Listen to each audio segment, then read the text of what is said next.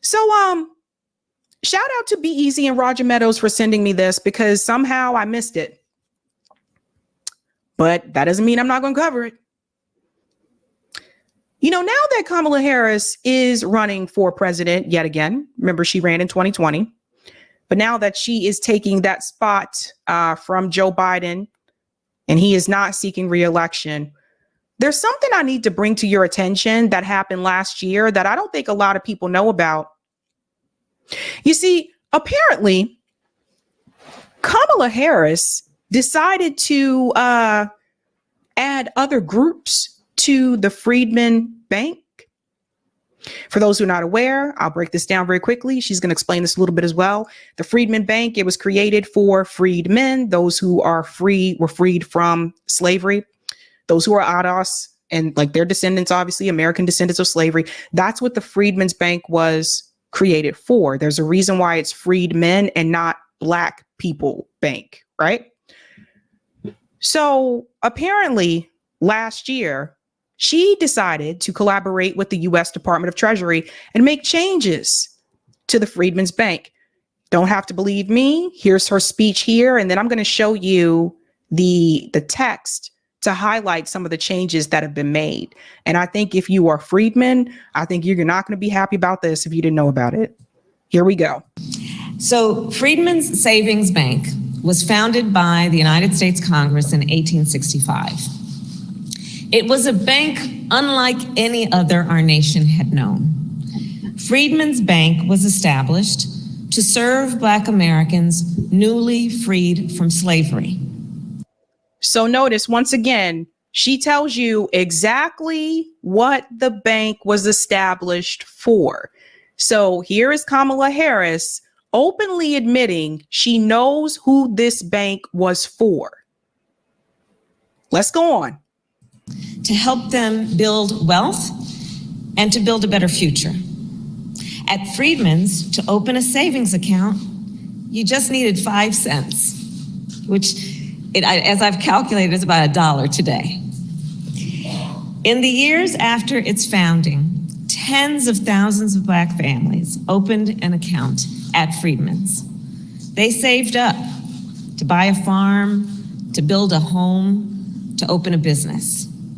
Even school children saved their pocket money to deposit it in this institution.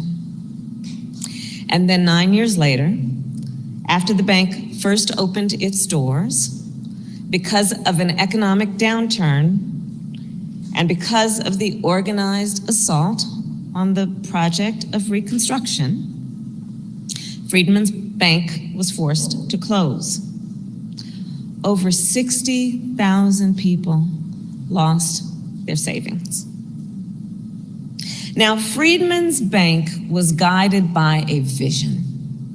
The vision of an economy that works for all Americans and includes all Americans. Let me pause. So you see what she's doing? Notice how includes all Americans. So this is something I do want to point out. A lot of times people bring up Black Wall Street, the burnings of Black Wall Streets. There are several different Black Wall Streets at that time. But a lot of times people bring that up as another example when freedmen lost their wealth in this country. But that's not the only example. This is another example here, the Freedmen's Bank, where all those people lost their wealth. So just keep that in mind. The vision of a nation in which all people have access to the financial resources they need to succeed, to thrive, and to determine their own future. Truly at the heart of that bank was the concept of self-determination.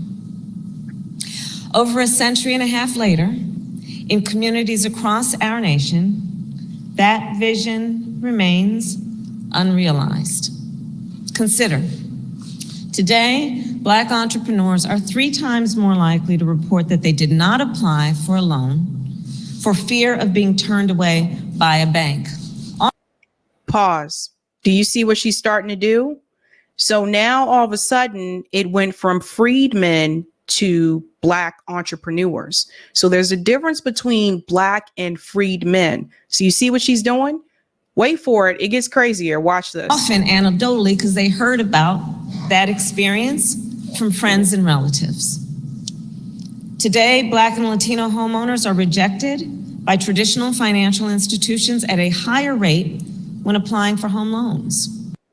Now, do you see what's happening here? Now she's added Latinos to the Freedman Bank situation. I'll say this again. The Freedman Bank was established for freed men, not Black people, not Latinos. But see what she's doing? I told you guys, she snuck this one under the radar. Everybody see this? Okay, let's continue. And this is the case even when they have credit profiles similar to other applicants. Today, many immigrant business owners, including some Asian American business owners, face language barriers that limit their ability to access capital and banking services. And people who live in rural areas, including many Native Americans, often lack access to traditional financial services of any kind. Now, that is true. She's correct about that. However, once again, notice she's adding another group to Freedman Bank. And here's the thing. I agree that all of those groups, yes, they do have struggle. They do have struggles that are different from those that are part of the majority, than the white majority. That is correct. I'm not here to tell you that they shouldn't receive some type of help. I believe they should receive some type of help. However, it should not be a part of the Freedmen's Bank. Because here's the thing, ladies and gentlemen, when you notice when there is something specifically for another group, we're not added to it. When they passed the anti-Asian hate crime bill, we weren't added to that bill. These are the things I want you guys to pay attention to. Again, this is not to get you to feel some type of way towards other groups. I love all people, but in particular, when it comes to freed men, notice how, going back to the video we showed before, when she said, well, no, I'm not going to sit up here and do something specifically for Black people. No. Remember she said that? So here we go again with the Freedman Bank, something that was specifically for freedmen. And here she is adding other groups to it. What does that tell you about Kamala Harris? Let's continue. So President Biden and I know that for our nation to succeed, these disparities must be spoken of, acknowledged, and addressed. One of the last actions, as you heard Secretary Yellen mentioned, I took as a United States Senator was to team up with Leader Chuck Schumer and Senator Mark Warner and Senator Cory Booker and Chairwoman, Maxine Waters, to invest $12 billion in community lenders, which of course are financial institutions that predominantly do business in overlooked and underserved communities. Now, did you listen to what she just said there? Good point here, Casey. She's going to take this bank from freedmen. So insidious Obama. You call Kamala Obama? Okay, I haven't heard that one. I heard Kamala, but Obama is full of nothing but audacity and tricks. That's a fun. I like this. Okay, I haven't heard of that one. That's a good one.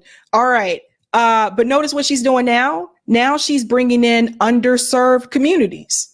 I mean, that could be anybody, right? Now, underserved communities are being added to Freedman's Bank. You see this? All right, let's continue. Last month, I was proud to announce that because of that hard work and the work of many of the leaders in this room, our administration has distributed more than $8 billion of that investment to 162 community lenders across our nation. That is $8 billion on the ground in communities across our nation right now.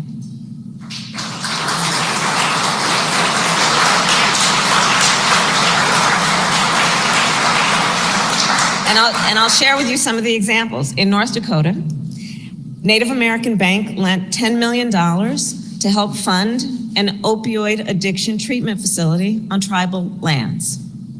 In Georgia, Carver Bank lent over $500,000 to help Black-owned companies build affordable housing.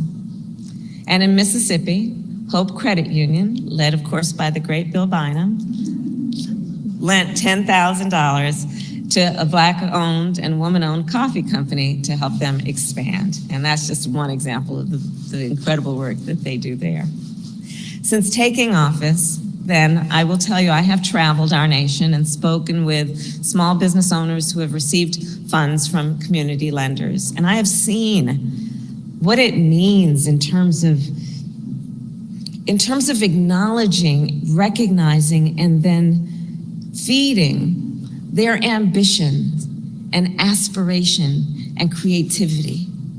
This is another one. Thank you, Be Easy, for saying that as well. Black owned doesn't mean freedmen. See, you guys, we got to pay attention to the vocabulary that's being used. Both in terms of their own aptitude and capacity, but also because they are in the best position to understand the needs and the capacity of their communities. And I've seen how they use that capital to hire people from the community, to open a new storefront on the main street, how they buy inventory from local businesses. The whole community benefits in one way or another, economically, not to mention psychically, from their presence. And at the same time, I have also seen how the great need for capital still remains in our country, meaning how much more work we still have yet to do. You know, I hope and know that everyone here does get the opportunity to travel our country. And from my travels, I will share with you, there are so many people in our country that have incredible dreams, fueled by their ambition, fueled by their aspiration, fueled by seeing what is possible and then going for it. But far too many still lack the resources and the support to make those dreams a reality. And what ends up happening then is these entrepreneurs cannot access capital to start a business. So do you see how now this is all about being an entrepreneur and starting a business, which, by the way, everyone does not want to be an entrepreneur.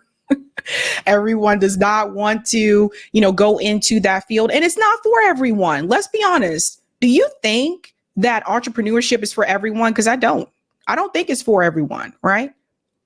So you see what she's trying to do here, right? Okay. Let's look at some of the text here, because I just want to show you a couple of things. We're going to pull up this. Look, they've already changed, even in the title. This is the same event. Again, this is last year. Vice President Harris announces new efforts to expand capital access. Here we go with that word access again. And contracting opportunities for minority owned and underserved businesses at the Freedman Bank Forum. So now a bank that was established and created for freedmen now is including all minorities and underserved businesses.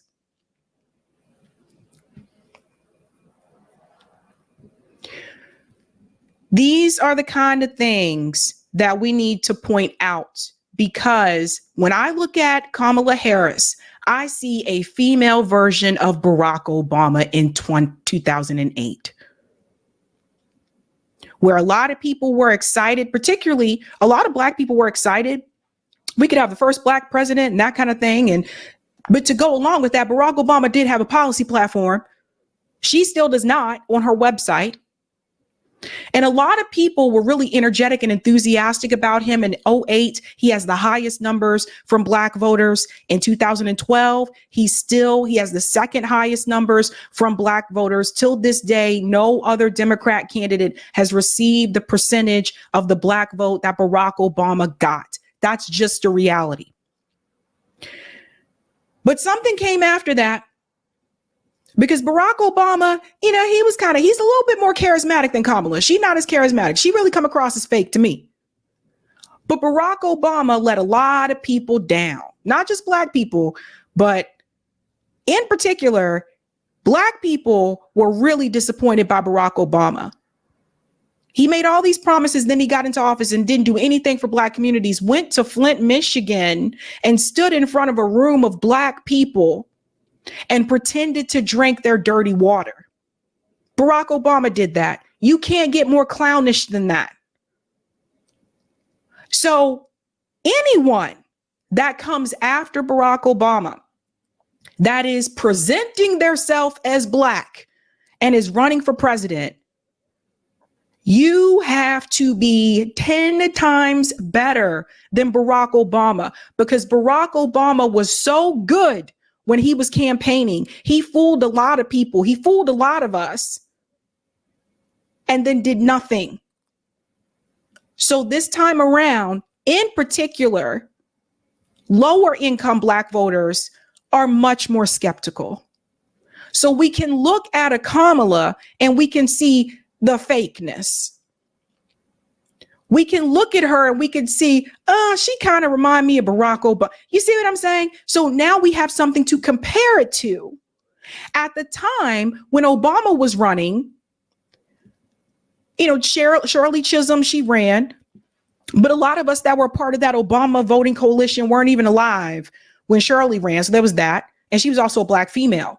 But we didn't have as much to compare it to. Now we have something to compare it to, and that's Barack Obama's presidency and his campaigning. So that being said, Kamala Harris has to do a lot more than just say, I was Joe Biden's vice president and I could be the first female Jamaican Indian woman of president, and I'm not Donald Trump. Because the reality is a lot of the Black boule, yeah, they're supporting Kamala Harris. And also a lot of white women support Kamala Harris. I just had this conversation recently. If you talk to, particularly, especially here in the Boston area, you know, it's academic. There's a lot of academics here. It's hard to meet someone, I would say, in especially in the Boston, Cambridge, Somerville area. It's rare that I would meet someone that doesn't have a master's degree. That's just like kind of the norm here. So that particular bubble, and if you talk to white women in that particular bubble, they love Kamala Harris. They love her. We was just talking about this yesterday. Oh, I hope she wins.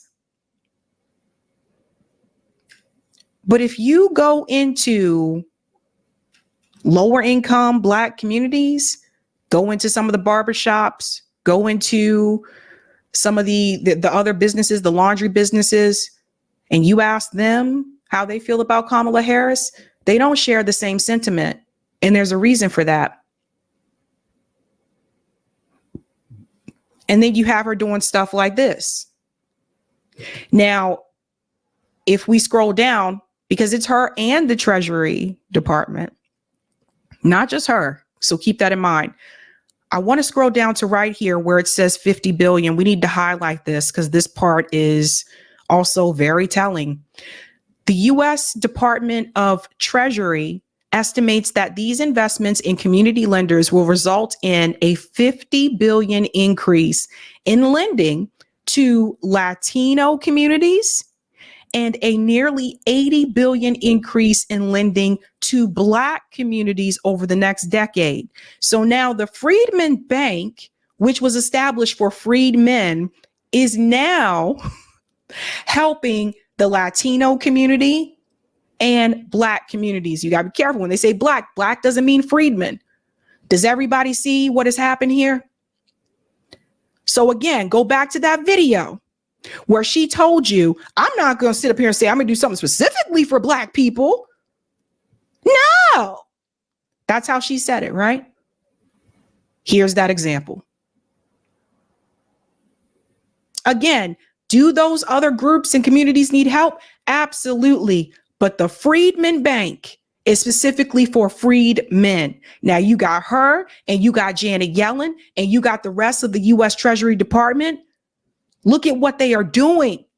They are adding other groups to that particular cause. So this is why I push back a lot of times when people say, well, people of color, no. Because people of color, we're not all the same. We're not all in the same spot. Let's go on. There's another part I want to highlight here. We scroll down. Look at this. It's all in writing, folks. Now, Black and Latino entrepreneurs are starting new businesses at faster. You see this? Guys, I've showed you multiple times again. We are at the bottom. We are at the very bottom when you look at wealth in this country. All right. Now, this portion here, let's scroll down. There's another one I want to highlight for you as well. This part right here. These new capital announcements follow recent announcements across the U.S. government to support equal opportunity and equitable access to capital, investment, and quality jobs in the president's Investing in America agenda. These include, and we're going to go to this part right about here. See, it's all in the wording. Providing opportunities to easily increase lending to underserved businesses. You see what I mean? So you see how we went from freedmen to underserved to Latino community to Black instead of freedmen. These are the kind of things we need to pay attention to. Here we are again, awarding energy innovators in underserved communities. That's a lot of people. You know, so again, something that was taken away from freed men. Look at this part right here. Let me highlight this so you can see it. The Department of Energy's Inclusive Energy Innovation Prize, which supports clean energy innovation efforts in underserved communities, made $1.5 million in awards to winning teams in Alaska, Louisiana, New York, Oregon, Puerto Rico, and Washington this year. Puerto Rico. Puerto Ricans are not freed men.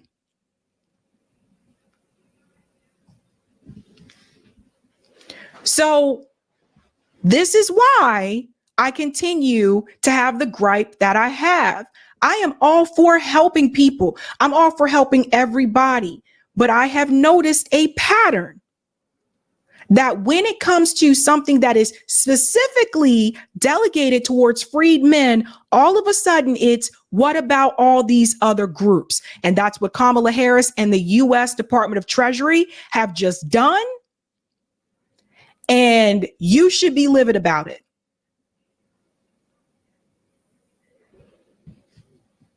I tell you, you got to watch them. You have got to watch them.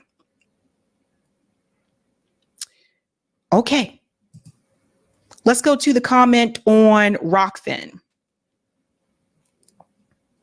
Thank you for the tip on Rockfin, Roger. Tennessee and South Carolina wrap up the top 10 list of the most impoverished states with 13.5% poverty rates each. While strides have been made to decrease poverty in these states, a significant portion of their population still struggles for a basic living and are impacted by a combination of factors like unemployment, lack of education, and inadequate access to essential services. Is How You Beat Lindsay. Yeah, that's another one. Yeah. Thank you for this as well. She's including Latinos, Asian Americans, Native Americans, underserved communities, which includes poor whites, Martians, Skulls, the Shire Empire, Kryptonians, not to mention she is including them as a race while American freedmen is an ethnic group. Instead, she can make a bank for each ethnic group, not as a race as well. The government forces us to share with others, but never vice versa. 100%. 100%. So we have to pay attention to these things, folks. And that tells you something about what a Kamala Harris presidency is going to be like. When she said she's not going to do something specifically, she was telling you the damn truth. All right, let's go to the comments here. Doo-doo-doo. Yeah, it totally says literally in the name. It's literally Freedman in the name. And she's added all these other people as Freedmen. Boy, I tell you. Thank you, Wasim. There is a reason why I don't follow TYT, talk a good game about Palestine and student protesters, but yet support a senator that is pro-APAC and anti-First Amendment. Yikes. We'll get to that story. Thomas says, Obama La Iden. Thank you, Vegas. So she acknowledges the origin of the Freedmen's Bank, but has no problem trivializing the struggles those people endured by including other groups. Sickening, and I won't vote for her or Trump. Yeah, that's a good point. And shout out to Vegas Dev for the training day picture there. We were talking about training day last Sunday. That was a racket, let me tell you. Thank you, NK. A lot of times white women count as a minority and get in on that money. That's a good point as well, because women, right? Shout out to Jasmine, who's been a member for 8 months. Obama pretending to drink Flint's water disgusts me to this day. Also, did you see Meg performing at a Kamala rally? The crowd was practically dead. Yeah, that was her trying to appeal to younger voters. A lot of younger people like Meg the Stallion. I like some of her songs, that kind of thing. I actually just saw her recently at Boston Common. Meg the Stallion was not Boston Common, excuse me, Boston Calling. Meg the Stallion performed there. She was one of the performers. But yeah, that was her trying to appeal to, yeah, I know it's funny because if you're going to complain about Amber Rose being at the Trump event, then why are you okay with Meg the Stallion shaking her booty cheeks or at a Kamala event? I don't know. A lot of hypocrisy. Thank you, PS. Read The Great Taking by David Webb. Don't trust banks. JB says, we lower income Black people do not like Kamala. Nope. I'm telling you, when they're talking about Black voters, they're mainly speaking to you. They're like these polls and they say Black voters. A lot of that is their older Black voters, boomer and up, but a lot of it is the Black boule. So the Black sororities, yeah, they may love Kamala, right? But she's a part of that group. So just keep that in mind.